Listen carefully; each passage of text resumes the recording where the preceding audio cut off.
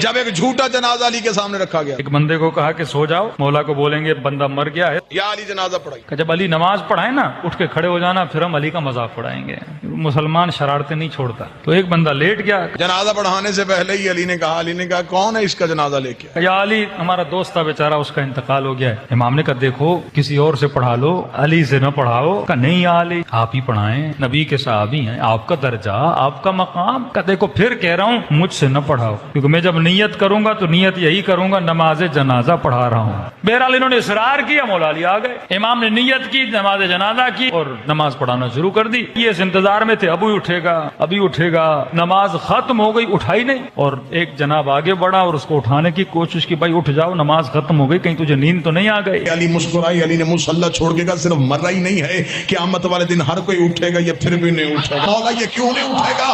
فرمایا اس کا بدن نہیں مرا، اس کی روح ہی مر گئی۔